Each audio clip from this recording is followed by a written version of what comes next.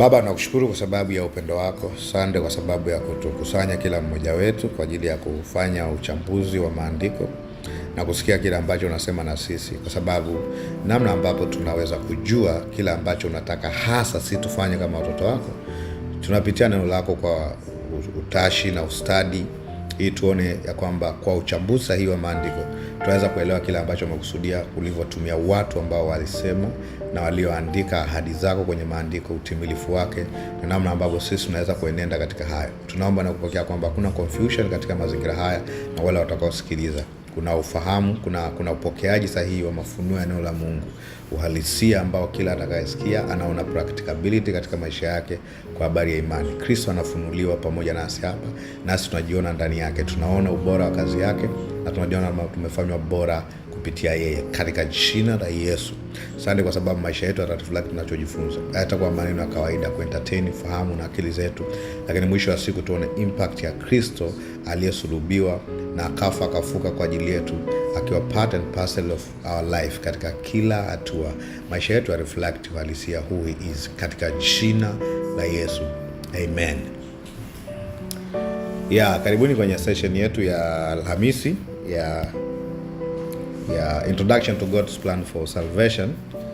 Tulikuwa tukideal kidogo na James au Yakobo alikuwa amemaanisha nini kwenye mstari wa sura ya 2 mstari wa 24, ambao anasema imani pasipo matendo imekufa. Mwanadamu hahesabiwi haki kwa imani tu, bali kwa matendo. Kwa hiyo tukaangalia kwamba alikuwa azungumzi kuhesabiwa mbele za Mungu.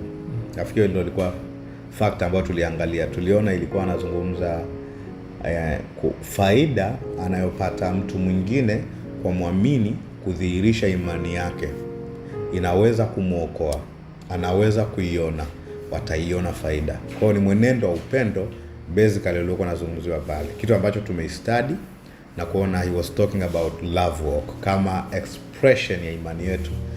Imani iliyokufa sio imani, sio mtu asiyeamini au sio mtu aliyepoteza imani. Ni mtu ambaye express nature yake au upendo wa Mungu ulioko ndani yake. Kwa hiyo ndio maana imani iliyokufa. Dead faith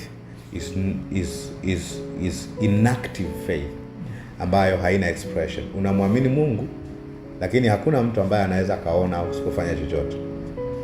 Mungu asiyeonekana anadhihirishwa na sisi watoto wake. So an invisible God, kama ambavyo Yesu alifanya, an invisible God is now visible.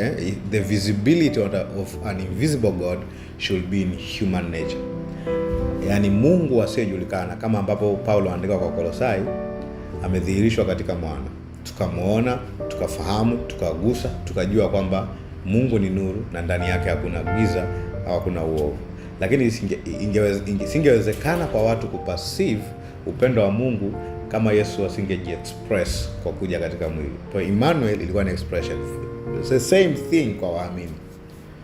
Kusema Mungu ni pendo na hauonekani kwa mwingine kama expression ya upendo wa Mungu, maana yake your faith is not active au haizai matunda, ambao tunaita tunda la Roho. Na akatoa mfano ya mtu ambaye yuko uchi na anapungukiwa riziki za dunia au hana chakula, alafu tukamuona tukampotezea, kama ambapo Yohana pia ameandika kwenye waraka wa kwanza Yohana 3:16 hadi 18, kwamba kama ambapo Kristo alijitoa kwa ajili yetu, inabidi pia tutoe uhai wetu kwa ajili ya ndugu au kwa ajili ya watu wengine. Kwa muktadha ni kwamba ukimwona mtu ana uhitaji wa riziki za kidunia, usimwambie nenda kaote moto, Bwana na akubariki.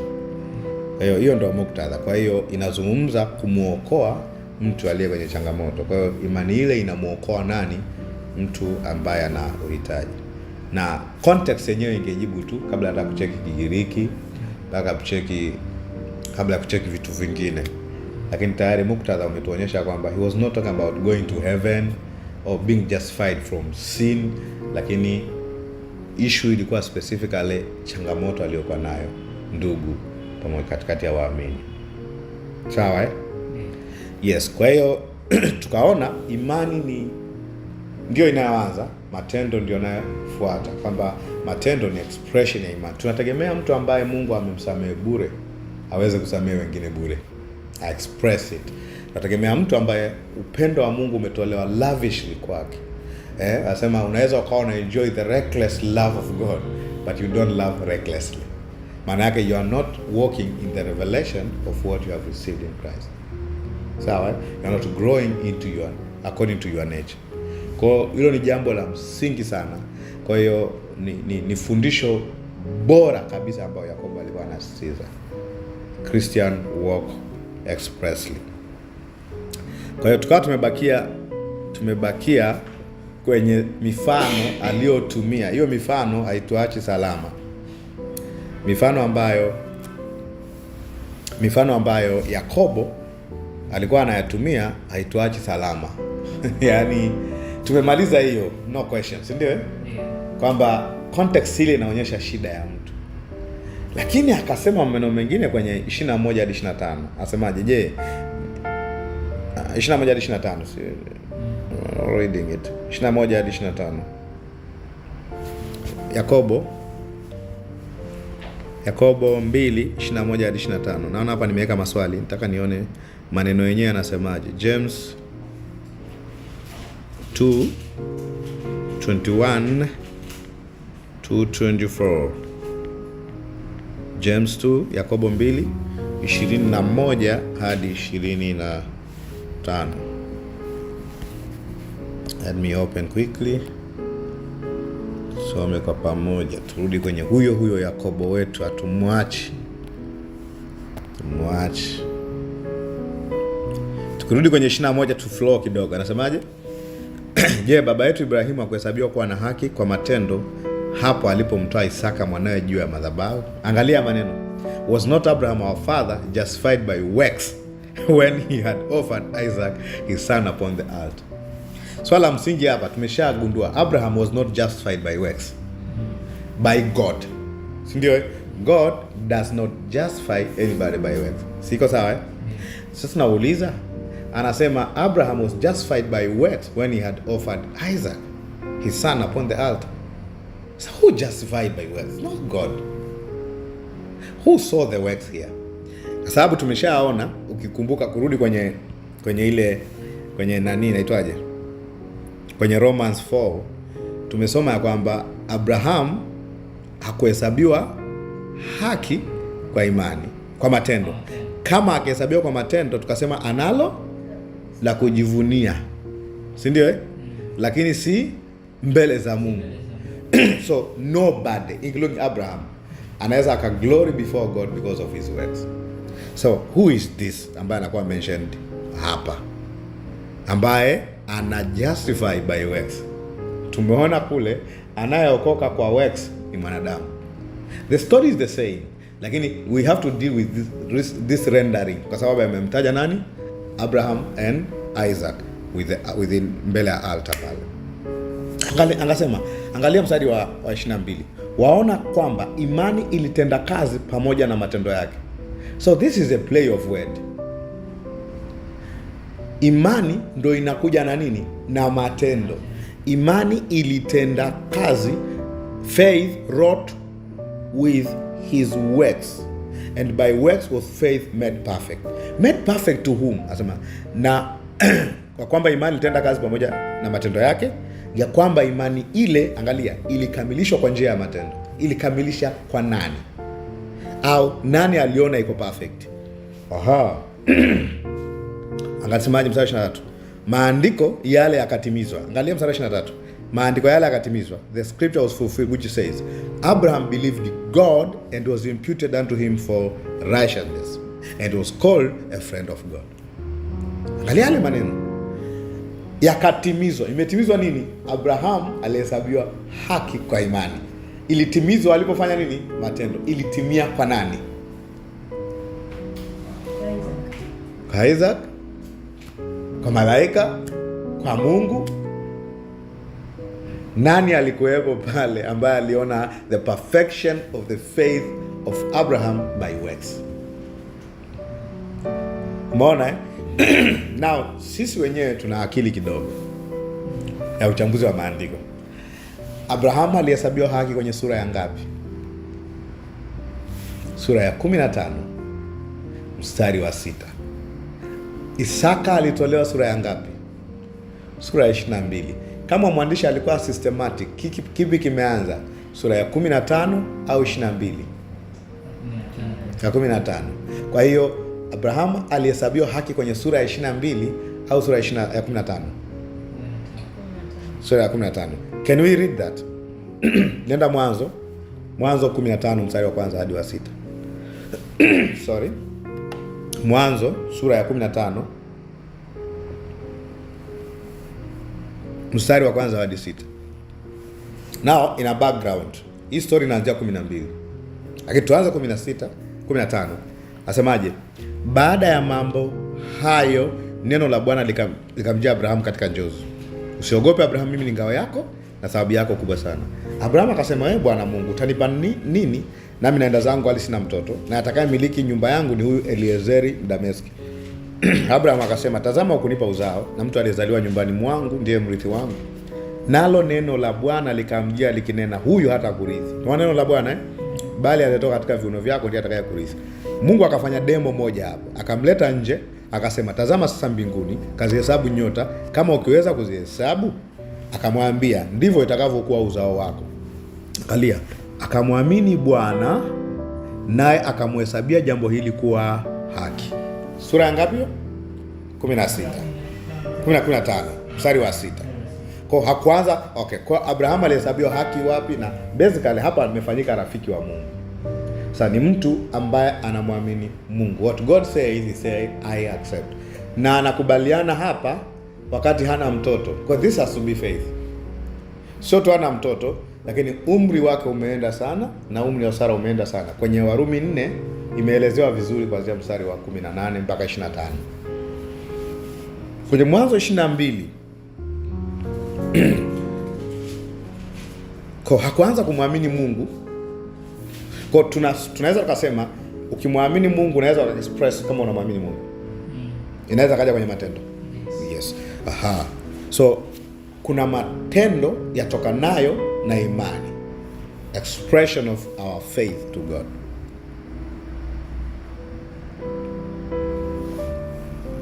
Sasa akasema mstari ukisoma 22 ndio tuende Mwanzo Genesis 22:7-8.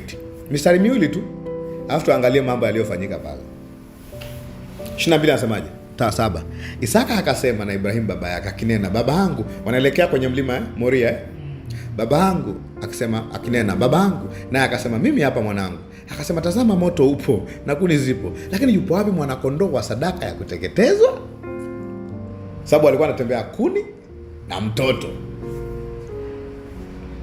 Tunaenda kuteketeza nini?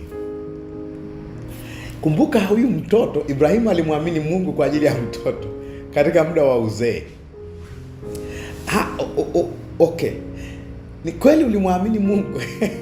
Mtu mmoja alisema, unajua hata Abraham akumwaga Sara akataenda kutoa Isaka. Amcombine imani za watu wawili. Yaani kwanza mama naenda kumtoa mtoto wetu hapa. Mungu ameniambia mimi namwamini Bwana, atamfufua hamna shida. Mama atakutoa baru. Haiwezi kuelewa. Lakini angalia anachofanya hapa. Asema akasema Ibrahim akasema, Mungu atajipatia mwanakondoo kwa hiyo sadaka mwanangu. Basi wakaendelea wote wawili. Kwa aliyeuliza swali hapa ni Isaka. Aliyetaka description ni Isaka. In fact, anayejifunza imani hapa sio Ibrahim. Sababu Ibrahim alipoonyeshwa nyota za mbinguni, mchanga wa baharini, akasema I trust you. I close that. Umeona? Kama ukisoma kwenye Ibrania 11, imani ya Ibrahim ni uhakika mambo yatarajiwayo, ni baada ya mambo yalikuwa hajaonekana bado. So he had trust on God. Kwamba God will do what he has promised. Sawa eh? Aha. Kwa hiyo Ibrahim alimwamini Mungu kwamba wow, Mungu ataprovide the lamb. Which is actually, hiyo ndo basic ya Christian faith. Sio sisi kutoa kondoo, lakini Mungu kutoa kondoo mwenyewe. Kwa kama Mungu ni mwaminifu, so actually who was going to test God? Is Abraham. Kwa sababu yeye anampeleka mtoto wake, lakini kumbe anayetakiwa kumtoa mwanawe mpendwa ni nani? Ni Mungu. Ndio maana kwenye Yohana 1:29 Yohana anamhitaji Yesu, tazama mwanakondoo wa Mungu aichukua dhambi ya ulimwengu. The same thing Abraham aliambiwa na malaika, tazama kondoo kwenye kichaka, si ndio? So God provided a lamb. Alimwambiaje mtoto? Bwana atajitwalia mwenyewe nini? Mwanakondoo. Ndio maana akaita pale Yehova Yire, maana yake katika mlima wa Bwana atapatikana, au God will provide, it is not the man that provide.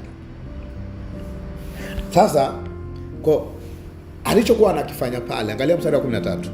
Ibrahim akainua macho yake akaangalia, tazama kondoo mume yuko nyuma yake, amenaswa pembe zake katika kichaka. Hii ndio ile Isaya baadaye anapika, anasemaje? Aliongozwa kama kondoo aendaye machinjoni. He did not reject it. Alikuwa tayari kufa. Sawa Sawa. Basi Ibrahim akaenda akamtoa huyo kondoo, akamtoa awe sadaka ya kuteketezwa badala ya nini? Mwanae. Sawa Sawa. Basically hii inaweza ikarelate moja kwa moja na unabii kwa kile ambacho Yesu atakuja kufanya. Kwa Abraham we know is a prophet. Kwenye 20:17 Ibrahim anaitwa nabii. Mungu anamtamsha kama nabii. Nabii mbele ya Abimeleki. Nabii atafanya nini? Atakuombea na mambo yatakuwa sawa. Ukirudi Yakobo 2 anasemaje? Maandiko yale yakatimizwa. Maandiko gani yalitimizwa? 15:6. Yalitimizwa wapi? Alivyo toa. Kutimizwa pake maana yake nini? Kila alichoamini amekipractice. Kwa hiyo Mwanzo 22 ni matokeo ya Mwanzo 15. I do because I believe. So we always say right believing will produce right living. Ikiwa umeamini kwa usahihi, itakuletea tendo la usahihi. Kwa imani yenyewe sio silent, ina produce mwenendo. Kwa Abraham ana prove ya kwamba faith doesn't have to be dead. Because I believe God, that's why I'm taking these actions. Actually, ina reflect hata kwenye maisha yetu ya kawaida. There are things ukiwa unamwamini Mungu na unachukua hatua zako zinaonekana wakati mwingine like crazy. Si ndio? Like crazy. How do you do that? Because I believe God. I have some stories sometimes when I share, unabidi tu useme ngoja kwanza. Hivi mtu anaelewa kwa anachokifanya. Siku moja nilikuwa nahadithia watu like pastor alinipa task ya kwenda Rwanda. And I had no money. Nilikuwa na shilingi 200 mfukoni. Nikasema naweza nikamwamini Mungu kwamba na shilingi 200 lakini I'll be in Rwanda tomorrow. Ilikuwa naenda kwenye conference, East Africa Apologetic Conference 2013. Like unaendaje yani? Sema sasa ukicheki ukimwambia pastor tutafute hela hapa. Pastor ana conference. Mimi ndo chief engineer wa huduma. Kwa unajua how much is there. Labda. Sawa. Nilikuwa nafanya biashara ya kuuza t-shirt. Hela pia hamna. Ndio kwanza mmeuza hela zote tulikuwa tunakopesha watulipe baadaye. Kwa hiyo kijana mmoja anaitwa Michael alikuwa anashika fedha. Akaniambia, "Boy, sasa unaendaje bila hela?" Na muamini Mungu. Do you know that statement? Now, trend ya event ikaanza kutokea pale. Nikapanki kuo, nikachukua begi, nikaaga naenda Rwanda. I am persuaded. I am convinced in my heart everything will be okay along the way. And exactly that was happened. Lakini you are taking action because you trust provision of God along the way. I'm telling you, nimetoka mlangoni, step ya kwanza kwenye hiyo nyumba tulikuwa tumekaa, house girl, mama mwenye nyumba ananiambia, "Kaka, nasafiri, unaenda wapi?" "Naenda Rwanda." "Ah, unaenda nje sasa?" Akanipa 1000. 1200 tayari nayo. Natakiwa niende wapi? Mjini tayari nafika. Kutoka kwa sababu kwa Morogoro, kutoka pale Mazimbu kwenda mpaka stendi 1200 unatembea kabisa 2013. Nimefika stendi nikakutana na rafiki yangu ambaye naye alikuwa anasoma chuo, nilikuwa nimemaliza 2012. Akaniambia, "So you are going?" Akanipa 10,000 kama mchango wa safari. Kwa nikanyosha moja kwa moja kama stendi ya Msamvu. Nikapanda basi la Abudi. Nafika mpaka stendi ya nikafika pale. Unajua wakati mwingine when you believe in God for something, akili lazima inakuja na switch on and off. Sasa mwanangu hapo unazingua sema kwa kazi yangu ilikuwa ni kuamini ya kwamba I still be there. Unajua umefika dawa, umeshasogea, akili inakuwa sasa huyu dada na huyu dada ni miracles. Nikakaa pale nikaenda kaulizia bei, takwa bei gani mpaka Rwanda, akaniambia 80 enzi hizo. Kigali 80 hapo kicheki mpunga ufike hata 10,000. Umeshakata 7,000 nauli, umebaki kiasi gani? Well, I am still persuaded. Unajua wakati mwingine namna ya control akili yangu nilikuwa naiwaza Rwanda tu. Nasema yani nikifika Rwanda, naongea kwa sauti kwa sababu akili inapiga kelele. Nikifika Rwanda kwa kweli tendo kuangalia zile sehemu za genocide center zile. Simeshasomaga. I'll go there, I'll do that. Itaenda nafanya nini? Nikifika pale nitaomba nafasi ya kuhubiri kidogo, yani napanga tu mwenyewe. Ikafika saa 12 pale. Nimekaa stand pale. Yeah. Ikafika ndio umeisha. Mbona kama hamna kitu kinachotokea? Nikasema I trust God. Nikaenda kupumzika. In fact, wakati naenda kupumzika ilikuwa kama saa 2 usiku. Sijakata tiketi. Mtu mmoja ambaye tumemuuzia t-shirt akanitumia 50,000. 50,000 bado haitosha, family inahitajika. Huwezi kukata tiketi 50,000. Lakini toka asubuhi na 50,000 sana. Na why basi? Yani like a miracle will happen wakati utaingia kwenye basi. I just believe in miracles. Nikafika pale, tu nikaambiwa basi la takwa limetoka sasa hivi. Wakanipa option, unaweza wakapanda basi la inaitwa KS linaloenda Bukoba ili ushuke Kahama. Nauli shilingi ngapi? 45,000. Hiyo ninayo. View nikapanda. Niko 50 sinakumba 50 iliingia. Yeah. Kala njiani vizuri, sina change imebaki pale. Wala siwazi nitakachotokea. Nikafika pale nikalala. Kwanza nimeshuka tu kwenye basi nikazunguka mjini pale. Nikarudi kwenye basi, nikaenda kulala kwenye basi. Hata sikutafuta hoteli. Sikutaka imani nyingine. Hizo zinatosha. Hizo nataka kwenda Rwanda, sio kulala vizuri. Then I remember nikaamka asubuhi ile nikaanza kuulizia magari yanayoenda Rwanda. Nikakuta magari yanaitwa Sotra Tours ambayo yanaenda na kudrop mpakani kwa sababu ni inaitwa left handed ndio zinaingia kule. Kwa ukifika kule inabidi magari ya nikakuta konda ni mdada. Nikamwambia sister, naenda Rwanda Kigali. Akasema ni shilingi kama 25,000 hivi, I remember 25-26. Akaniambia, nikamwambia okay, nitakulipa along the way. Akasema ingia ndani. Nikaingia kaingia. Alright. Sasa hapo sina relax kabisa. Nimefanya na kwenye gari kabisa. Njiani akasema kaka nauli, nikamwambia nitakulipa watu hapo mpakani. Hela zilikuwa sijaingia bado. Kwa hiyo nikacheki tu watu wawili. Nikamwambia nitumie hela, niko safarini. Nikatumiwa hela za kutosha tu mpaka Kigali. Kwa nikafika pale mpakani nikalipa hiyo, nikatoa Tigo Pesa nikalipa hizo hela wanazohitaji kwa ajili ya gari, nikanipandishia upande gari la kule, nikafika Kigali. Fika Kigali kwa na mafaranga tayari nimesha change hela zilizobakiza. Nikalipa pale, kumbe natakiwa kutoka Kigali kwenda tena Huye. National University of Rwanda ilikuwa inaitwa sehemu inaitwa Huye. Kwa nikaenda pale sehemu ya stand ya mwisho. Kushuka pale naambiwa ni mafaranga 300 kwenda mpaka chuo. Nimebakiwa na faranga 150 na ile 200 nilitoka nayo ghetto. Nikamwambia mtu wa pikipiki, nikamwambia nina mafaranga 150 tu. Akaniambia lete hiyo. Ndio akawa ananihoji, umetoka Tanzania? Akanibeba papa nikaingia pale.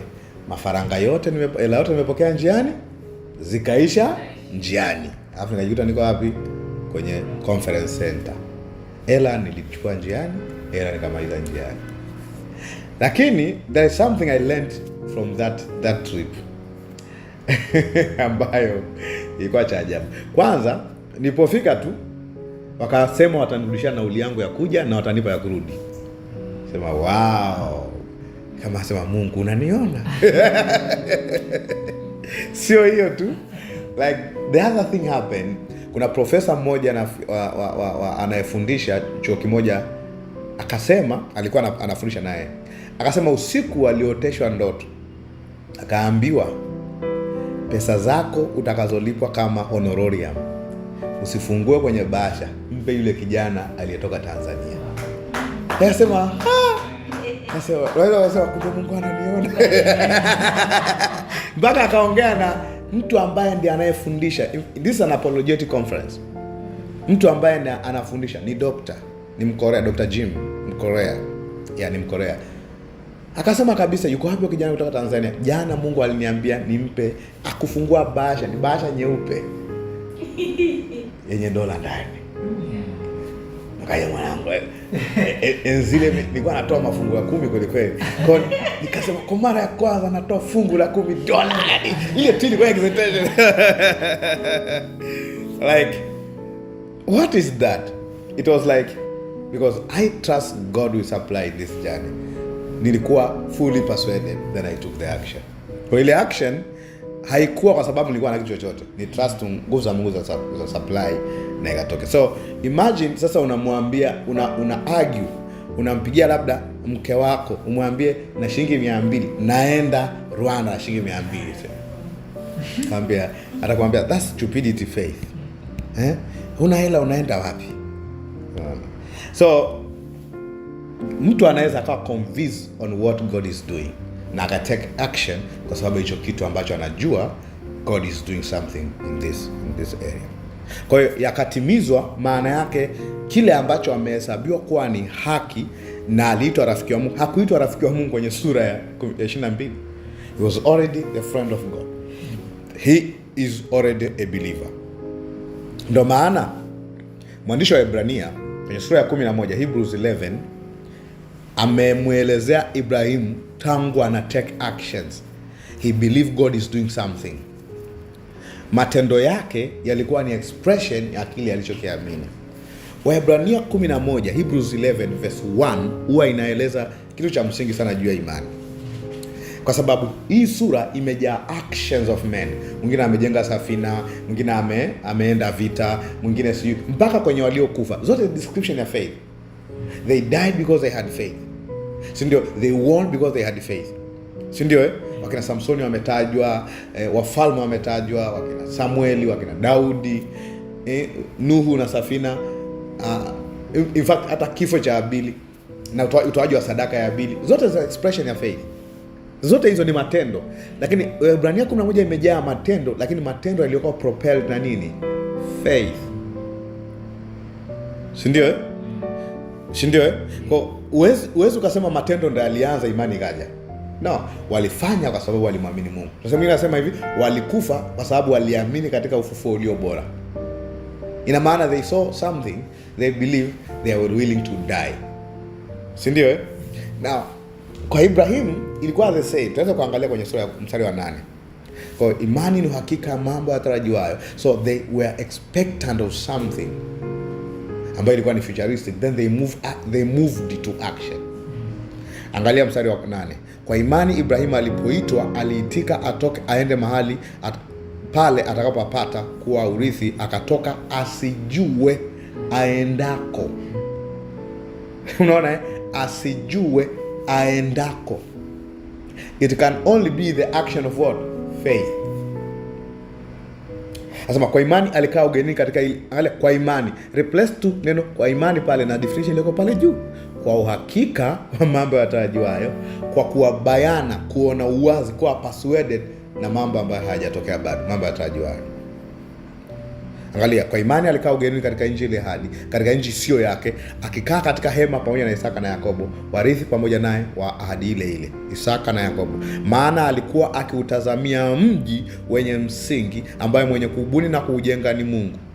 Angalia, they were moving because they had faith in God. Kwa hizi ni actions zinazo describe they had something about God that they know God is faithful.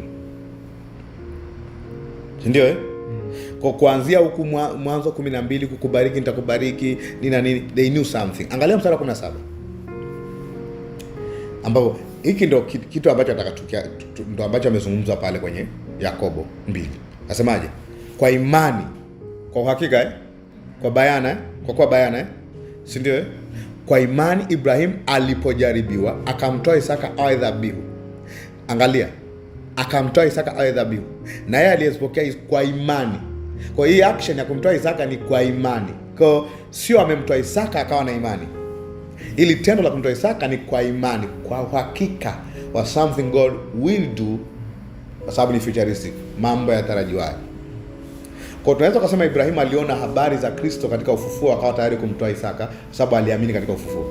Sasa una mtoto peke yake na unaenda kumtoa, aliamini Mungu anaweza kumfufua. So he saw as a prophet resurrection in Christ. Na iko wazi kwenye Biblia. Ngoja nikusomee. Anasema kwa imani Ibrahim alipojaribiwa akamtoa Isaka awe dhabihu, na yeye alizipokea hizo ahadi, alikuwa akimtoa mwanae mzaliwa pekee. Ina maana aliona naye Yohana 3:16. Kwa maana jinsi Mungu aliupenda ulimwengu hata akamtoa mwanae wa pekee, ili kila mtu amwamini asipotee bali awe na uzima wa milele. Maana yake aliamini katika resurrection, uzima wa Mungu unaweza kufufua. Sawa Sawa Kwa hiyo tunaweza tukairecheck. Hiyo ni mstari wa 17. Can we read mstari wa Ibrania 18? Ibrania 11:18. To excavate kidogo kile ambacho Ibrahimu alikuwa anakifanya. Angalia hapo, anasemaje? Naam, yeye aliyeambiwa katika Isaka uzao wako utaitwa. Imagine, katika Isaka uzao wako utaitwa, na unamchukua Isaka unaenda Iko sawa? Ina maana aliamini katika ufufuo. Angalia maneno aliyokuwa anafanya yule mzee. 19 inatupa key why he was doing what he was doing. Akihesabu ya kuwa. Hii akihesabu maana he accounted it to God.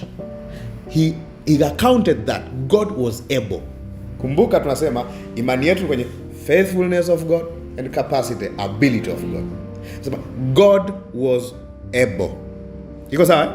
God was able to raise him up. Kwa hakuwa mzembe. Alikuwa fully persuaded.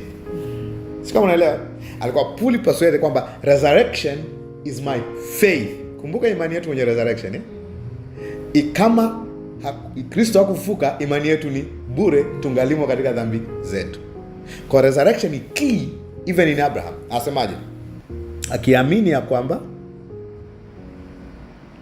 angalia mstari hapo. Mstari wangapi? 19. Akihesabu ya kuwa Mungu aweza kumfufua hata kutoka kuzimu, even from the dead. Akampata tena huko, lakini alifanya nini? Kwa mfano. Neno him in a figure, it means what he was practicing is what God will do in Christ. He was doing as a figurative.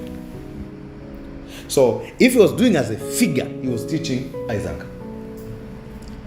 Kwa sababu Mungu alimwamini Ibrahim, kwa sababu alijua Ibrahim atafundisha watoto wake na watoto wake watafundisha watoto wake. So faith has to be taken through. Ndio maana Mungu anaitwa Mungu wa Ibrahim, Isaka na Yakobo. Ina maana the same message to Abraham was preached now not by God, by Abraham to Isaac, Isaac to Jacob. Umeona? Kwa hawa mababa walijua resurrection na waliamini. Ndio maana Yesu anasemaje kwenye Yohana 8:56? Anasemaje? Ibrahim aliiona siku yangu akafurahi. Imetumia neno he was exceedingly glad. Wewe hivi ngoja nikwambie, how can you become exceeding, naweza ukasomea hiyo, how can you become exceedingly glad na kitu kama hauko fully persuaded? Hii furaha ni zaidi ya Simba kuifunga Yanga au Yanga kuifunga Simba. Inabidi moja ianze. Nani afunga mwingine pale? Ni Yanga kuifunga Simba 6-5-1. Hiyo ndio fair jamani. Angalia hapo. Hebu soma 56. Your father Abraham. Anaambia Jews the word father, they know Abraham is their father. Your father Abraham rejoiced to see my day. Angalia, rejoice to see my day. What John using the word my day or my hour, ilikuwa maana yake nini? Resurrection of Jesus. Si ndio? Asema my day is not yet come. My hour is not yet come. That day. Yohana yote alikuwa anarefer resurrection. And he saw it. He saw it. He saw it and he was glad. He saw it and he was glad. Umeona? Kwa Abraham alifurahia ufufuo wa Yesu kiasi kwamba alikuwa tayari kupractice what he believed. Kwa Isaka alipouliza akasema Mungu mwenyewe atajitolea mwana-kondoo. So he was doing this as a figure of God going to give his only begotten son, because he also going to give his only begotten son. Sawa eh? That's right. Yes. So kwa hiyo Abraham pale aliamini kwamba hata kama Isaac asipofufuka muda ule, anajua atakuja kufufuka as the type wa Yesu Kristo. In fact, kwa sababu alikuwa anahitaji mtoto kweli. Ina maana aliamini hata Isaac atafufuka. Kwa angeachiwa amchinje, he was ready to do it. Ile sio kwamba alikuwa anaigiza mzee. Alikuwa yuko tayari kuchinja kwa sababu anaamini Mungu atamfufua. Iko sawa eh? Anaamini, kwa hiyo alikuwa anafanya hivyo. Lakini kilichokuwa kinamuinspire sasa ni uhakika wa mambo yatarajiwayo. Yaani mambo aliyoyaona katika Kristo as a prophet. Like God is faithful, he will do that.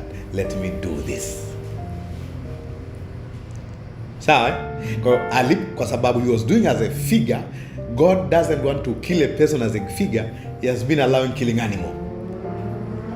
Sawa eh? Yeah. When he was doing as a figure, Mungu akamwambia mtazame mwana-kondoo, replace him. So Abraham, Isaac naye anaamini ya kwamba God will do something to restore his family in the earth. Akikumbuka sasa katika uzao wako jamaa zote za dunia zitabarikiwa. Now he understand not through Isaac. So Isaac was a type, it will be through Christ. Ambayo kwenye Wagalatia 3 ametajwa nani? Kristo kama a seed of Abraham. Ndio maana hata waandishi wa Agano Jipya walikuwa makini kutaja lineage ya Yesu na wakaamua kumrefer to Abraham and David. Ndio maana Mathayo anasemaje? Kitabu cha ukoo wa Yesu Kristo, mwana wa Daudi, mwana wa Ibrahim. Kwa sababu kuna ahadi aliyopewa Daudi ambayo ni about messianic, na kuna ahadi aliyopewa Abraham ambayo ni messianic. Kwa Wayahudi ukiwaambia mwana wa Daudi wanamreplace Solomon with what? Jesus. Ukiwaambia mwana wa Ibrahim wanamreplace Isaac with what? Jesus. So Abraham na Solomon ni messianic figures. Si ndio? Ni messianic figures. Kwa hiyo ilikuwa so important kwamba hawa wazee, hata Daudi alijua. Kwa hiyo anafikiri kwamba ufalme wake wa milele atakabidhiwa Solomon. Ufalme wa Sulemani haukuwa wa milele. Alijua huyu ni a mortal man, he will die. Kwa hiyo alijua ni katika viuno vyake atakuja kutokea mfalme asiyekuwa wa kawaida. Na ndio maana Yesu wakati anarifaa aliuliza, nyie mnasemaje ya kwamba Daudi anamuita Masihi nani? Mwanae. Kama ni mwanae kweli, kwa nini alisema Bwana alimwambia Bwana wangu? Ina maana aliona incarnation in Christ and akaona Father. Ndio? So God talking to himself, nitaweka adui zako chini ya miguu yako. Hizo neno Bwana akamwambia Bwana wangu, like huyu Bwana yeye ni king lakini akataja Bwana. Maana yake was not a person. Mfalme anakuja na bwana mwingine. It doesn't make sense in the culture of the East. Hata mfalme hamuiti, yani Samia hawezi kumsema rais fulani ni rais wangu. Haiwezi kumake sense. Si ndio eh? Like kwa hiyo aliona Bwana kumwambia Bwana wangu. Kwa hiyo akasema Yesu specifically is not the son of David as of flesh. Kwa hiyo yeye alizaliwa kwenye ule ukoo, lakini yeye mwenyewe ni Mungu.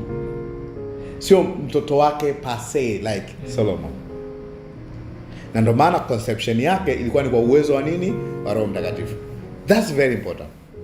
Kwa Ibrahim aliona hicho. Na tunaweza tukacheck factor kadhaa. Kwa hiyo alichokuwa anakifanya was a proof of faith. It was not to get faith. It is hata neno kujaribiwa pale. I did a study of nini maana ya kujaribiwa pale. It's like unapochukua gari, unaambiwa lizima, unafanya test driving. Sio uangalie kama ni yenyewe, kuona kama ninachokiona kinafanya kazi kama nilivyokiona. Kwa basically, tunajua Mungu hamjaribu mwanadamu. So now how do you tell people kwamba ni Abraham alikuwa ana prove what he believe? So the writers will write Abraham alijaribiwa. Lakini if you study the word kujaribu hapa, who was testing his faith? Kwa sababu Mungu anasema Mungu omniscient, anajua yote. Abraham nimeshtuka. Nimeona. Say Abraham. Wewe ni noma sana. Yaani Mungu. Hata kwenye akili yako like Mungu hata anatafuta kujua kama unampenda Mungu. Kwa anaanza kupitisha matesti asema, yani kama vile hajui kwamba acid plus base equals to salt and water. Hajui, kwa hiyo inabidi apitishe nini? Some tests. Yani kasema, wow, God so anikubali. God so wewe ni wanako. Hata in your silent faith, you are not practicing. He knows you believe or not. Kwa hiyo unafikiri nani alikuwa anamtrain mwingine pale? Abraham was showing it to Isaac. Sawa, eh? Now there's a lot of things we can study about majaribu. I did a bit of study about it. Kwa hiyo kwa sababu Yakobo mwenyewe Yakobo mwenyewe anaibuka anasemaje? Mungu amjaribu mtu. Sasa mbona hapa kwenye asema Ibrahim alivyojaribiwa? Nasema hivi, Mungu hamjaribu mtu. Sasa najua watu wengine wana concept za test, try and temptation. Sio biblical, ni mafikira. Watu wamekaa akasema, moja itakuwa test, nyingine itakuwa try, nyingine itakuwa temptation. Bad news. Hii inaitwa man made. Well, lakini angalau tunaona hapa ya kwamba Abraham alikuwa afanya hivyo as a figure. So hiyo tungeita he was dramatizing something to teach Isaac. Kwa sababu kwenye lineage of our faith, Isaac is a very important figure. Tumaitwa God of Abraham, Isaac and Jacob. Very important. Na the same process ilipita kwenye generation 3, clearly given. Okay. Kwa hiyo that is what happened. Now tunaweza tukacheki tulikuwa hapo kwenye tukacheki. Kwa hiyo Abraham tunaweza tukacheki kwa kwenye Warumi how Abraham believed God kwenye Warumi 4, lakini tutaenda mbele sasa leo kwenda ndani kidogo kwenye sura ya kuanzia mstari wa ngapi, ambapo kuanzia 17 twende mpaka 25 leo kutokea hapa. Anasemaje? As it is written, kama ilivyoandikwa, nimekuweka kwa baba wa mataifa mengi. Hii ilianza wapi? 17, Roman 4:17. Angalia maneno, nimekuweka kwa baba wa mataifa mengi. Hii basically ni wapi? Genesis how much? 15, lakini pia 12 hivyo. Imekuwa reiterated. Unajua Mungu hakuchoka kwa Ibrahim. He said many times. 12 ipo. 13 pia, 15, 17. In fact na 22 pia. Na akarudia promise hii kwa Isaac na Jacob. Sawa. Asemaje? Kama ilivyoandikwa, nimekuweka kwa baba mataifa mengi, mbele zake yeye aliyemwamini, yani Mungu. Angalia condition. Angalia imani yake. Mungu wa aina gani? Mwenye kuwahuisha wafu. Angalia Mungu ambaye Ibrahim alimwamini. Ametaja wafu tena Akasemaje? Ayatajae yale yasiyokuwako kana kwamba yamekuwako. Kwa alichokuwa anakifanya Ibrahim ni practice ya what will happen as though they're happening right now. Sawa Asemaje? Naye aliamini kwa kutarajia yasiyoweza kutarajiwa. Hope again hope. Ili apate kwa baba wa mataifa mengi, kama ilivyonena, ndivyo utakavyokuwa uzao wako. Asemaje? Yeye asiyekuwa dhaifu wa imani, asiyekuwa alifikiri hali yake ya mwili uliokuwa umekwisha kufa. Kwa kitendo cha kuamini ya kwamba anaweza kupata mtoto ni kwamba aliamini resurrection. Well, they were all naturally, biologically dead, incapable kuzaa. Asingeweza kuzaa. Angalia kwenye baba na Meka, akiwa amekwisha kupata umri wa kama miaka 100, alisema na hali ya kufa. Angalia wote wametoa hali ya kufa na tumbo lake Sara. 20. Lakini akiona ahadi ya Mungu hakusita kwa kutokuamini, bali alitoa nguvu kwa imani akimtukuza Mungu, huku akijua ya kuwa Mungu aweza, angalia, aweza, capacity, aweza kufanya yale aliyoahidi. Angalia anapo derive imani yetu. Kwa hiyo ilihesabiwa hiyo imani yake kuwa ni haki.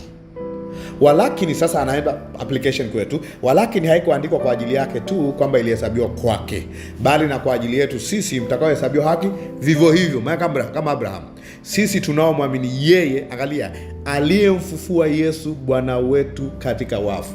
Kwa sisi tunaamini imani ya ufufuo. Abraham aliamini imani ya ufufuo.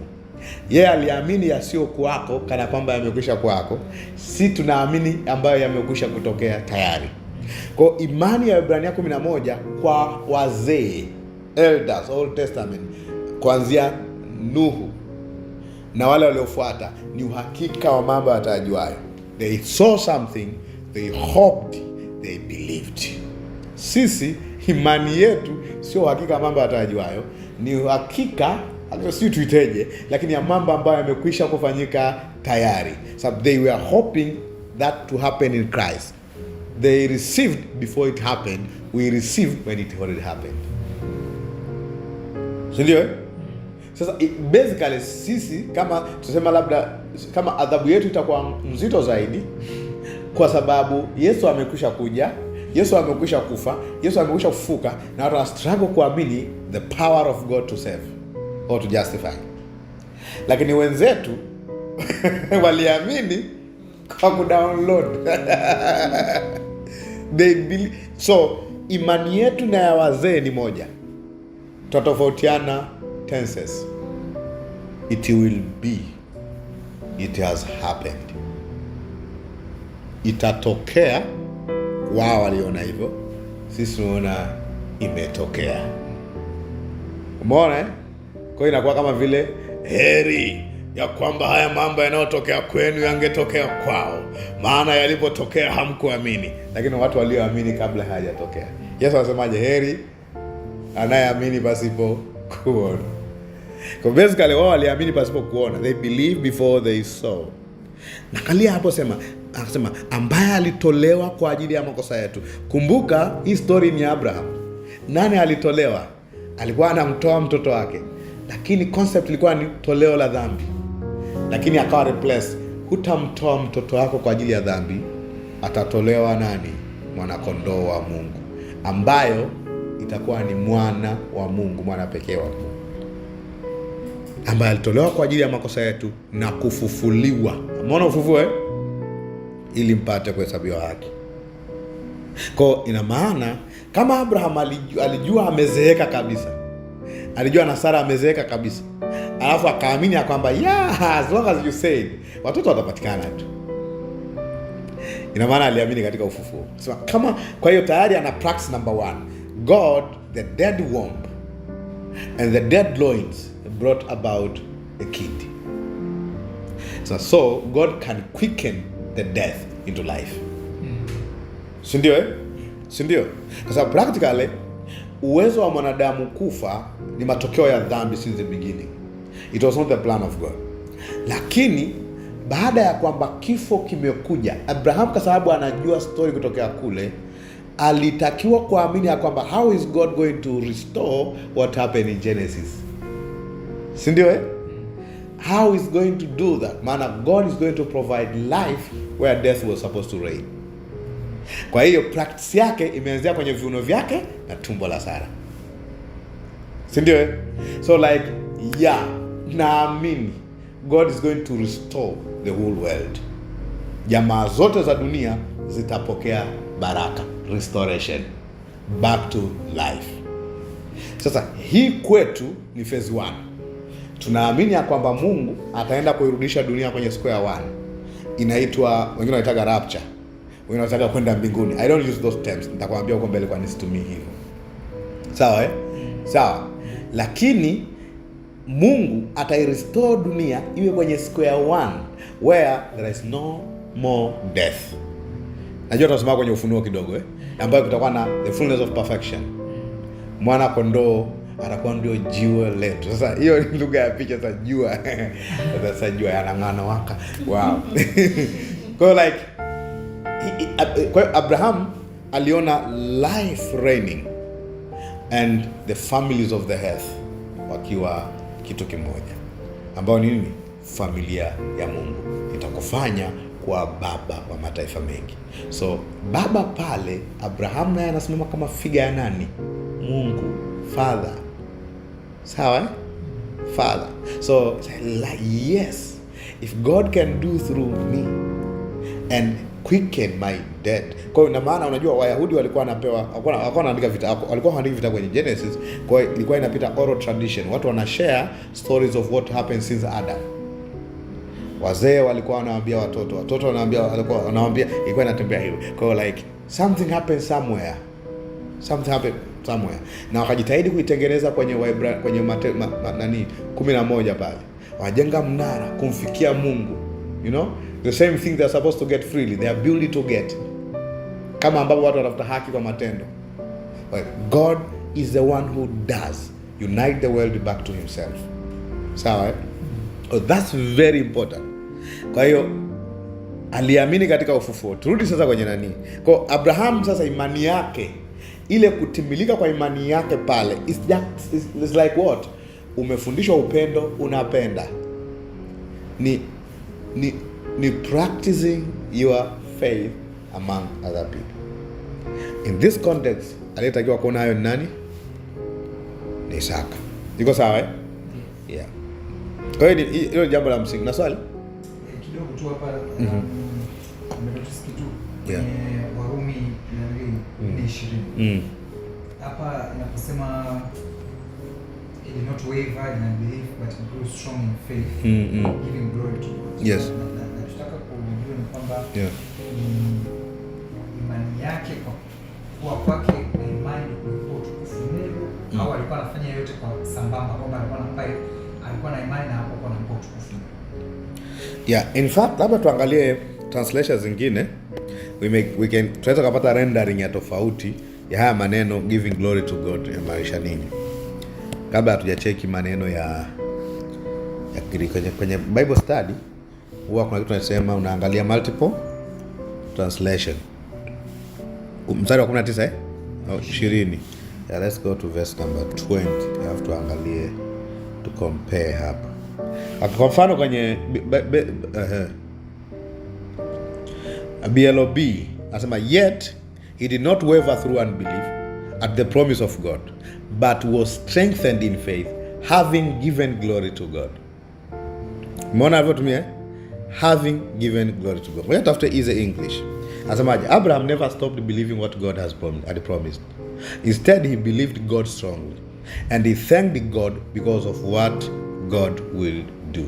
Kwa ametumia giving glory, ameka thanking God because of what he do. Kwa giving glory pale, it means like yani unamuona Mungu kama alivyo na kwamba anaweza kutenda. Kwa wewe unajua atafanya. Ndio maana hapo ametumia thanking God because God will do it. Yes. Kwa it is him who was thanking God because God will do it. Hapa nisome version nyingine tena.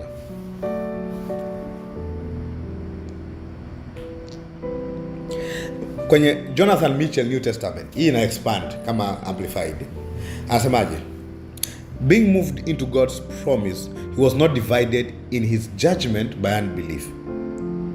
Sindio? Asemaje?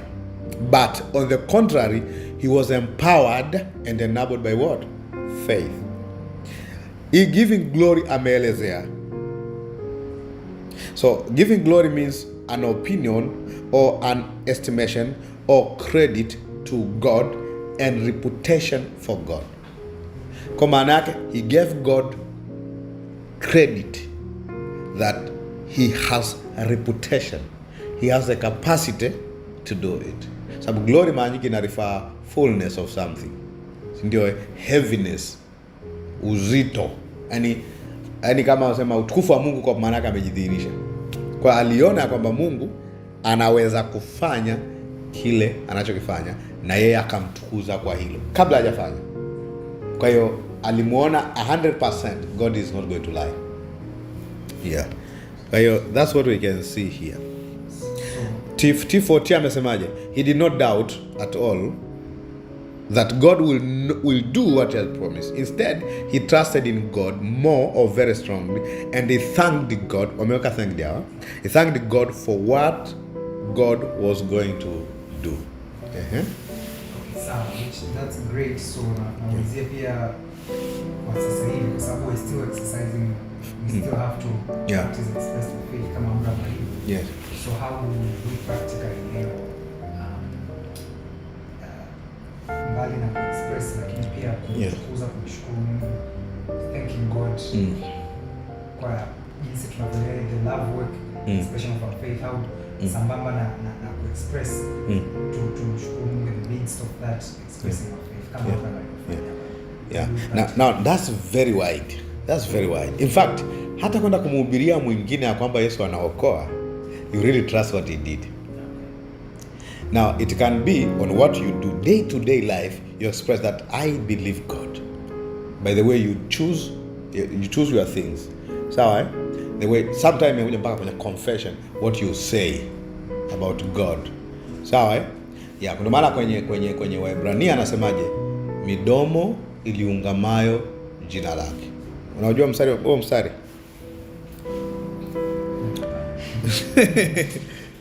Yabidi kutafutie, maana sasa hiyo ni praise and worship. ni 13:15. Angalia alivyoiweka 13:15 Waebrania. Asema basi kwa njia yake yeye Kristo na tumpe Mungu dhabihu ya sifa daima, yaani tunda la midomo iliungamayo jina lake. Kumbuka zile give thanks. So it can come into the level of what we say. So it can be what we say normally or what we sing also. Kwa maneno yetu, maungamo yetu, basically nyimbo zetu to reflect kazi aliyoifanya. It means you constantly showing that he did the best. Preaching zetu zi reflect kwanza alichokifanya, si ndio? Kwa kila tunachokifanya tunataka kulisifu hilo jina alichokifanya. Yeye aliona actually, hata si pia unaweza ku rejoice kwa sababu alichokifanya. Inakuwa tuna derive joy yetu pale. Ndio maana Yesu anasema msifurahi kwa sababu mapepo yanawatii, furahi kwa sababu majina yenu yameandikwa mbinguni. Maana yake what he has done give us joy. He was exceeding joy, alifurahi, alishangilia alipoona siku ya Kristo. Sisi tunashangilia na kufurahi kwa sababu kimetokea. So all our life can be expression. No maana basically all our life can be worship. Intentionally describing what he has done. Yeah. So it can become our actions and our words. Sawa, yeah. Interesting. So what hapa verse 14 kwenye hiyo inasema for here we do not have a lasting city, but we are seeking the city that which is to come. So yeah. Akaanza kulitukuza jina lake. Yeah. Kwa hiyo actually Abraham pia aliamini katika mji ambao mwenye kuubuni na kuujenga ni Mungu. Na ndio maana mzee alibaki kwenye mahema. Ili muinfluence mpaka kujenga. Unajua mzee alikuwa na utaila kwenye kujenga nyumba. Aliona duniani mpitaji. Ibrahim akujenga nyumba. Si kama watu wanajuaga.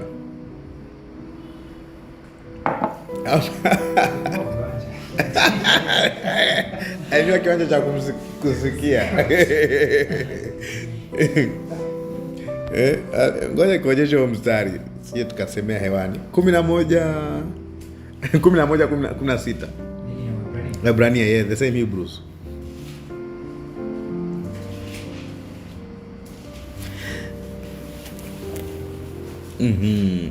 Asema lakini sasa hawa watu ametaja huku watu wengi pale.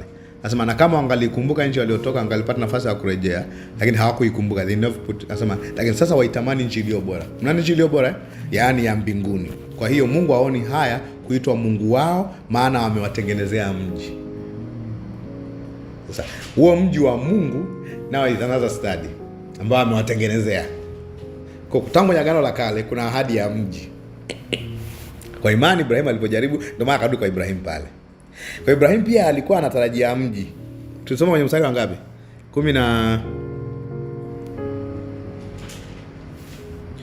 11 kuna mji pia ametaja. 14 amesema tuna mji udumue, lakini tuna mji ujao. Sawa. 10 inasemaje? Ibrahim iko 10 pia pale juu. 11:10. Angalia kwa nini alikaa ugenini. Tuanze 9. 11:9. Kwa imani alikaa ugenini katika nchi ile ya ahadi. Kama nchi sio yake. Kwa hiyo actually Kanani sio promised land. Kanani ni figa. Basically hata Kanani kulikuwa hakuna maziwa na asali. Tuache tu haya kwanza.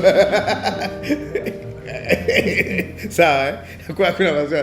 Practically God was speaking something else. Na Moses alijua Kanani sio nchi, wala hatakumbania kwenda. Okay, nchi sio yake. Akikaa katika hema, dwelling in tabernacles with Isaac and Jacob. Alikaa kama nchi sio yake.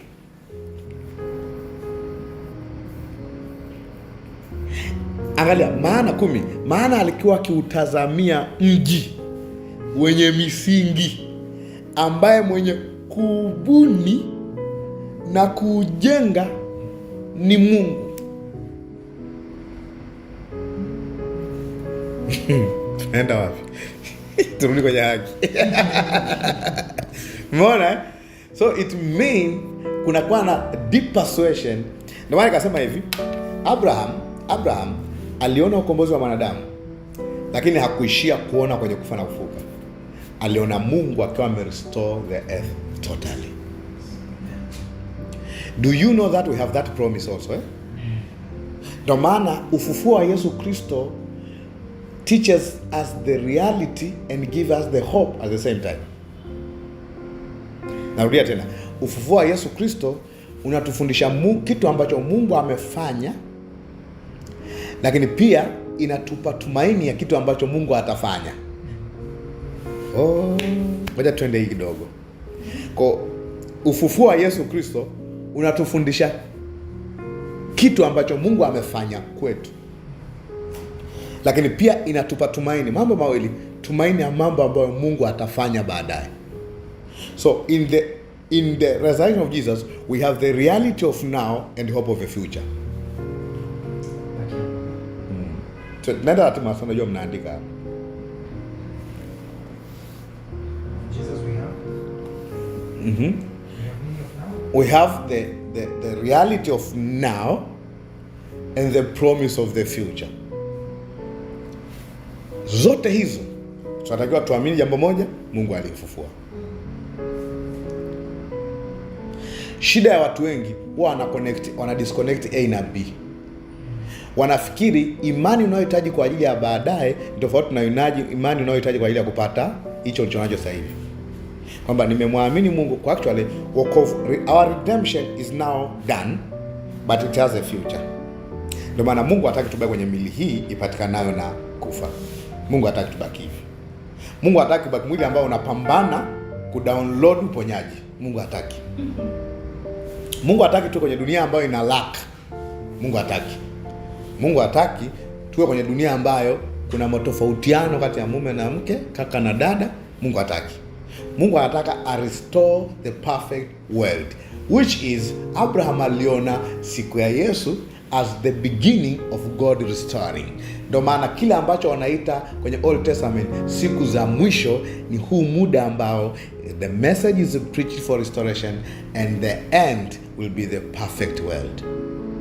Ndio maana mimi nawaza zaidi perfect world kuliko going to heaven.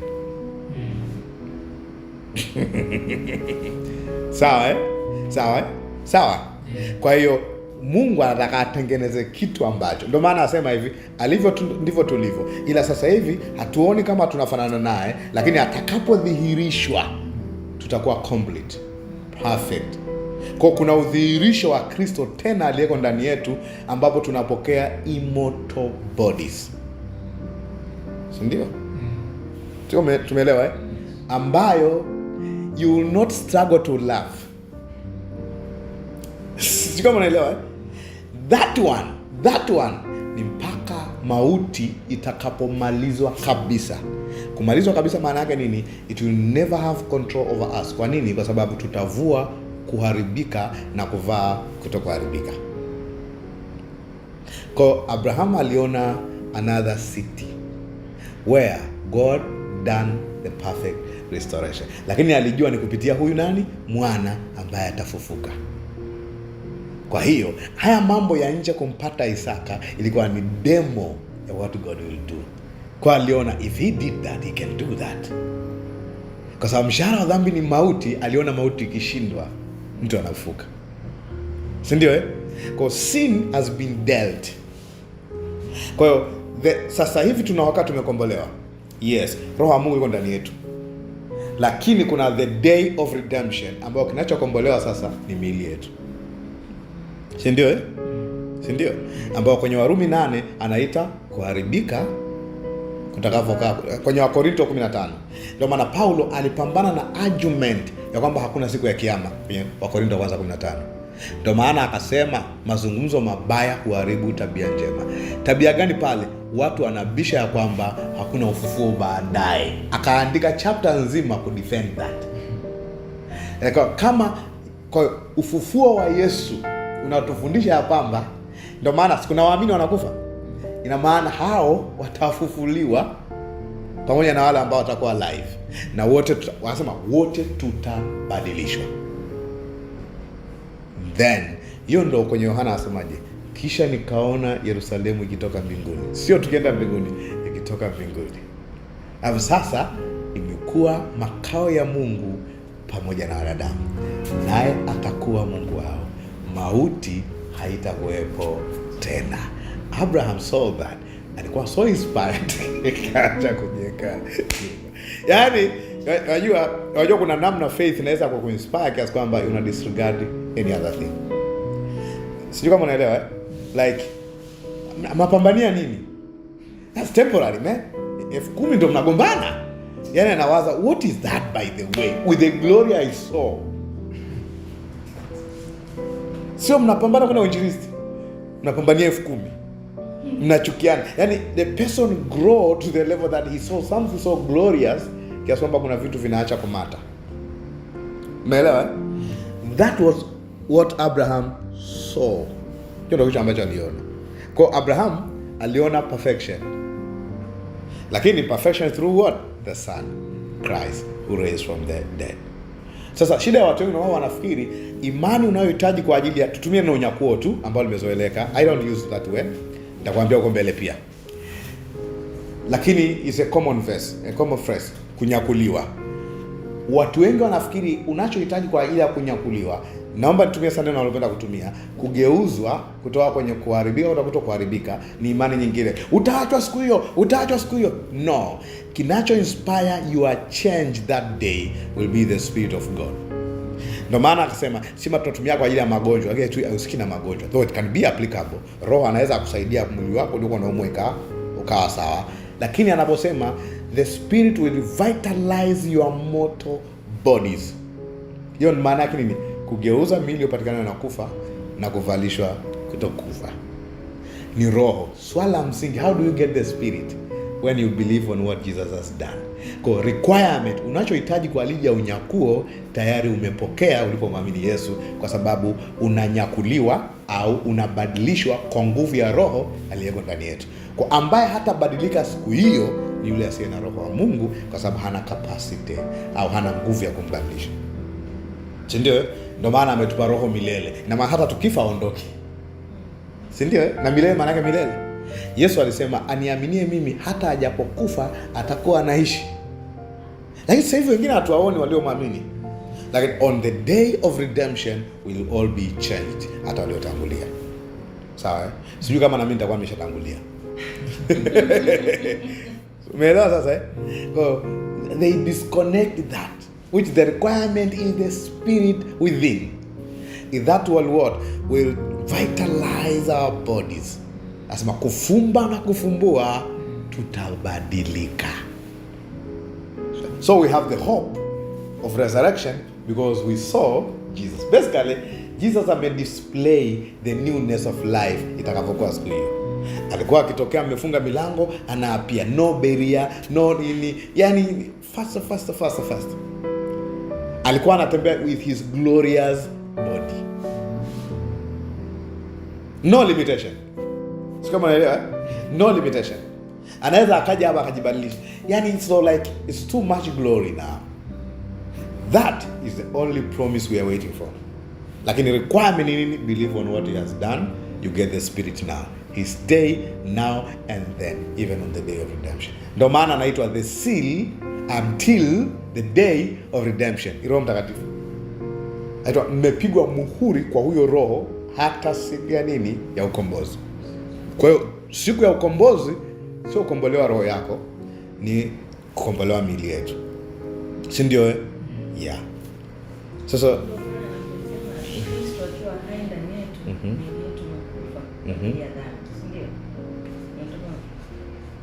Endelea. Yes, Kristo akiwa hai ndani yetu, miili yetu imekufa kwa ajili ya dhambi. Sawa,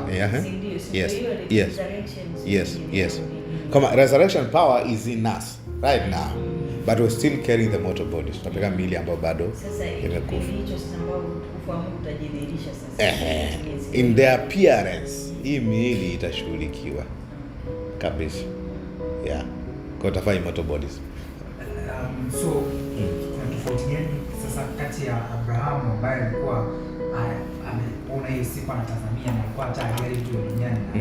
Ukisikia ni kanisa la nafikiri wa Korinto wao au wa Thessalonike. Yeah. Walikuwa nao wanajua kwamba waliambiwa kwamba ufufuo na siku ya kiyama inakuja, alafu wakakaa tu wameteka wafanye kitu na tazamia na wakawa nafikiri repeat. Yeah. Yes.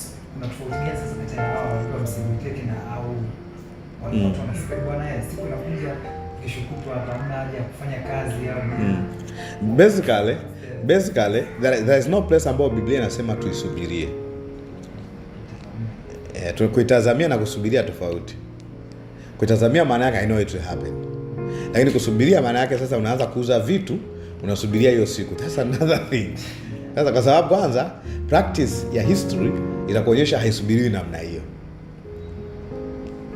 Umeona sababu kuna watu wengi ambao 2000 wasema inakuja, waituke tukakaa milangoni, Yesu yuko malangoni, kumbe si ndo tulikuwa malangoni. Siku imekata, hamna kilichotokea. Tukasema well, kuna mtu mmoja aliandika sababu 88 kwa nini mwaka fulani Yesu ndo atakuja. Alafu akuja. Umeona? Kwa sisi to rejoice on what we have now, knowing for sure ya kwamba miili yetu itabadilishwa. Si ndio? Tunautazamia ule ujao, lakini haina maana hatuishi vizuri hapa. Still we have life to live. Si ndio? Okay, extend life maana yake you get time to serve him more in the body. Sasa unataka ufe mapema kwa msubirie. Sasa hiyo unasema kwamba Yesu atakuja. Anakuja vipi? Appearance sio kuja kwa kutembea, ni manifestation. Hata mtu kwa kanisani wanasema kulikuwa na udhihirisho wa nguvu za Mungu. Sawa, na tunaanza kuona healing nini na nini. Haina maana ndo amekuja. Is appearing can mean manifestation or bringing another era. Sawa Sawa. Yeah. Sasa hilo neno lingine ambalo linasumbua watu ni kwamba atakuja mawinguni. Hiyo achana naye. Maana hayo mawingu tutadili nayo. Sasa apostoli anasema kama Kristo akiwa hai ndani yetu ilikuwa hai ndani yetu. Inaweza kawa recap now kwamba sisi hatuwezi kuumwa kwa sababu Kristo yuko ndani yetu, kwa miili yetu imekufa kwa ajili ya dhambi. That's not application of mstari. Inabidi tufanyie study. It's not talking about that. It's not talking about even about healing. Alikuwa anazungumza kwamba tuhesabu ya kwamba tumekufa kwa habari ya dhambi. Kwa habari ya dhambi. Hiyo kuhesabu maana yake take into account ya kwamba badala ya kwenda kuiba niseme nilisulubiwa pamoja na Kristo. Kwa hiyo nisifanye hivyo kwa sababu sio asili yangu. That's what he's talking about. Yeah. Sawa eh? Yeah. He's not saying like kwa sababu Kristo yuko ndani yangu sitaki kuumwa. Unasahau kwamba bado uko kwenye incorruptible body ambayo ni moto. Usisahau hiyo. Unaweza ukafika mahali ukasema mimi sitakufa. Unaweza ukafika sehemu, na kuna wengi walisema hawatakufa kwa sababu walisoma hiyo mistari wakawa excited na wakafa. Sababu kifo utagundua. Nasema wakati mwingine mtu, nilikuwa namuona mtu mmoja anasema muamini hawezi kufa. Labda amue mwenyewe. Sema okay, kwa hiyo unafanyaje? Nashika imani ya kutokufa. Nikaanza kumuona nywele zimekuwa nyeupe. Nasema hiyo ni dalili ya kwamba una nini? Utakufa. Unaona unaweza kuzeeka Waona unaweza kuona anaambiwa na daktari kula vyakula hivi, punguza sukari, unapunguza wanga, changanya vizuri mboga. Maana nini? Wewe tu die. Lakini bado anasema I confess I won't die. Aniaminie mimi hata kufa kabisa. Unasoma ule mstari vibaya. 10:25 umesemaje? 11:25 Yohana. Amesema yeye aniaminie mimi hata ajapokufa atakuwa anaishi. Ametaja hiyo. Anasemaje? Yeye aniaminie mimi hata kufa kabisa. Maana yake hata kuwa na kifo cha milele. Haina maana ataenda kaburini. Kwa sababu ana uzima wa milele. Kwa nasema hivi, kufa physically actually haimtishi Mungu. Kufa kiroho ndo kitu ambacho Mungu hataki. Kwa sababu unakuwa alienated, separated na yeye milele. Ndio maana tunahubiri Injili ili wapokee wawe mamoja na Baba. Kwa sababu haimshtui, kwa sababu the time of restoration of everything, kwa maana ya ufufuo wa mwisho haujatokea. That's the basic. Leo tumesoma vitu vingi sana. That's the basics. Yeah. Sasa hivi pale na malaika pale akisimama kama wanaona wabelea na tuta study kwa mbele. Kwanza haruhusi kuandika notes za malaika. Tutaangalia mbele. Unajua hawana mafunuo Unajua kwenye Petro anasemaje? Mambo haya malaika wanatamani kuyachungulia.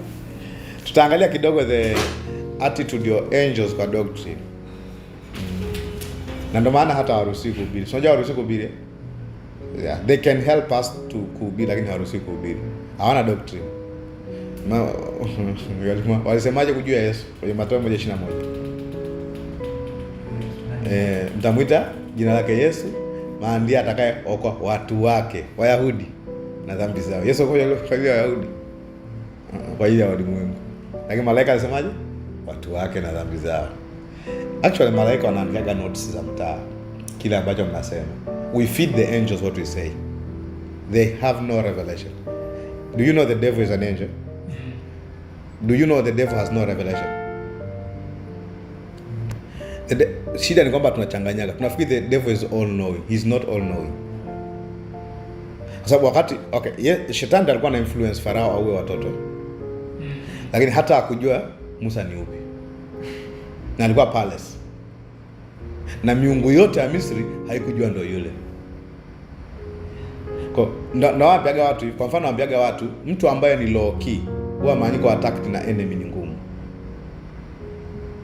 Kwa sababu ana collect information. Unajua kuna vitu ukianza kushare ndo unaanza kupata attack.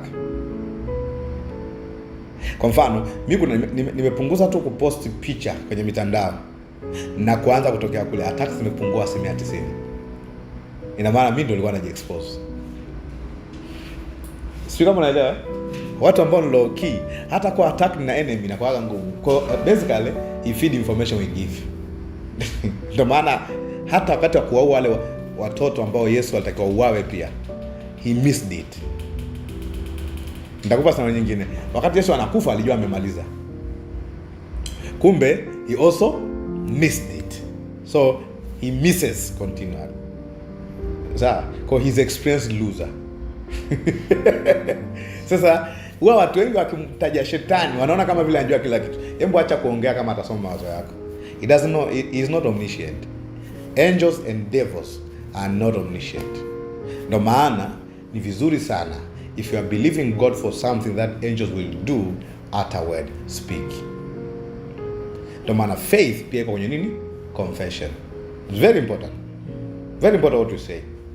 Kama unaamini kwenye ulinzi wa Mungu, useme. Hiyo ndio inao activate. They don't know everything you need. Sawa, eh? They don't know everything you need. Sawa? It is men that activate angels. Ni watu.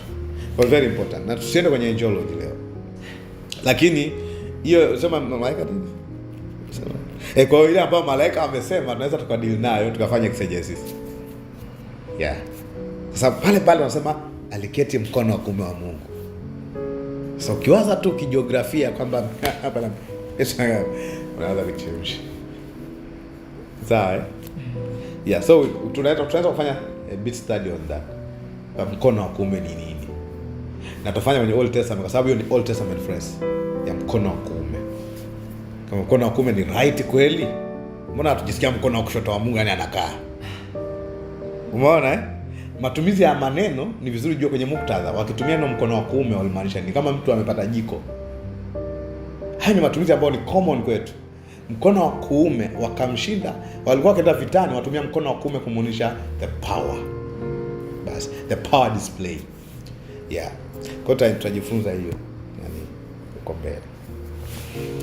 Tunaweza kumaliza tu leo. Naona sasa leo tumekuwa excited. Sasa kuna mfano wa Rahabu pia umetajwa. Tunaweza tukajifunza Rahabu hivyo hivyo, tukamaliza. Sasa hata tusome.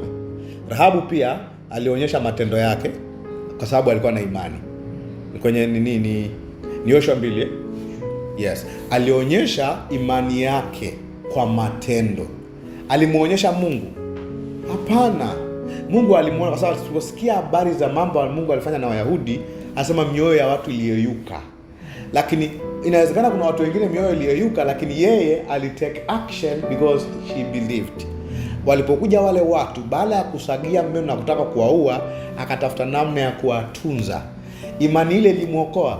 Yes. Imuokoa na uzima wa milele? Hapana. Ilimuokoa na nini? Na hatari ya kuuawa na Wayahudi, na wale watu wakawatambua, wakamprotect. Basi. Kwa ilimuokoa kwenye majanga, sio uzima wa milele. Kwa Rahabu alitake action kwa sababu alisikia, na imani huja kwa kusikia. Aliposikia mambo ambayo Mungu amefanya na Wayahudi, akasema this is the real powerful God. Wakija masanamu yetu piga chini, mimi namwamini Mungu wa Israeli. Alafu alipokuja alipoona watu wake akaprotect kwa sababu he was moved by what? Faith. Kwa faith yake ilikuwa na nini? Actions. Maana kwa it is faith that produces action. Okay, tunasema hivi, kama Rahabu anasema nguvu ya action ile, Rahabu wangekuja wale watu, amesikia ni lakini hakufanya chochote, maana yake angekosa nini? Benefit ya nini? Ya kuactivate, act on the faith. Angeuawa kama wale wengine. Yeah, that's very important. Yeah, kwa next week nafuta endelea na kitu kingine. Naweza kumshukuru Mungu. Baba, naushukuru kwa sababu umetupa nafasi namna hii ya kujadili mambo haya. Tunashukuru kwa sababu ya wema wako, fadhili zako na uaminifu. Sana kwa kutupa nafasi ya kuangalia imani ilivyo na nguvu sasa na hata milele. Unaendelea kutujenga kufahamu yale ambayo umefanya katika Kristo na uhakika wa imani iliyo tangu mwanzo, Ibrahim baba wa imani pamoja na sisi. Asante kwa sababu umetupa imani moja pamoja na wao, na umetupa tumaini moja pamoja na wao. Tunapoangalia maandiko haya, mioyo yetu inaburudika kwa sababu tunaona ubora wa kazi ulioifanya ambayo tunaweza tukaitumaini na tukaitazama wakati wote kama kazi iliyo bora kuliko kazi zote. Katika jina la Yesu. Amen. Mmebarikiwa. See you next class.